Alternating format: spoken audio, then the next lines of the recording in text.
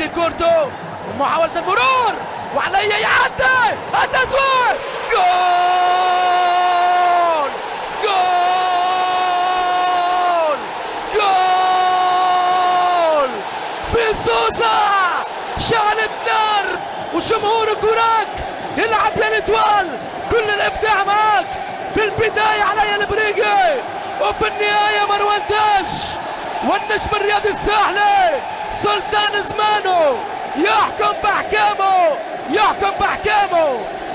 نار نار نار النجم الساحلي والاختيرة تمشي بغداد. جول جول جول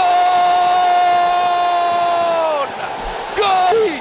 شوف الكرة هات الصورة. بغداد بونجاح والنجاح النجاح شيء كبير يا عمري. لمسات جزائرية في الشباك المصرية. هدفان هدف تسلل حفني حفني يصاب. جول جول جول جول. رائع رائع رائع ايمن حفني في الزاوية 90 اروع يسارية مهارية لأيمن حفني في الزاوية 90. البلبولي يعاين الأضرار داخل الديار بنار باردة يكتوي النجم لمسكني واسع. جول جول جول. هو عليا البريقي. برق الليل برق الليل برق الليل يعطي كل الويل يعطي كل الويل في نادي الزمالك.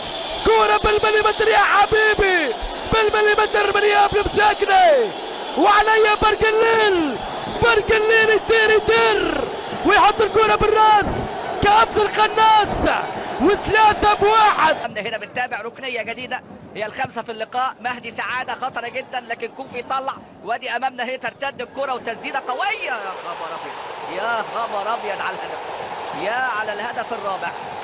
ادي امامنا هنا هي الكرة تسديدة صاروخية من جانب صاحب الهدف الاول وصاحب الهدف. ادي الكرة شوف كوفي شال هنا وادي بناء هجمة لكن بغداد يصلح كرة. شوف هنا بقى المساحة اللي ايه يعني شوارع مفتوحة هنا في وسط الملعب. ادي الكرة ومروان تاج حاططها صاروخ لا يصد ولا يرد. صعبة جدا صعبة جدا. الهدف الرابع امامنا هنا في هذه اللحظات. نتيجة صعبة نتيجة قاسية جدا على نادي الزمالك في هذه الاجواء. تحول ركلة الجزاء حازم لكن النجم افضل مسلم. نجم اليوم يستحق هذه النتيجة العريضة هذا الفوز الكبير. والشناوي والهدف الخامس. الهدف الخامس ياتي عن طريق اللاعب صدام بن عزيزة. صدام بن عزيزة امامنا اهو في الدقيقة 86 لحظات. شوف امامنا اللقاء والهدف امامنا اهو. شوف كرة على طول كرة ملعوبة يلمسها ادي مروان تاج. شوف هنا الكرة والارتقاء وضربة رأسية من جانب حمدي النجاز اللي النهارده كان الورق الرابحة حقيقة النهارده اللي لعب دور مهم قوي في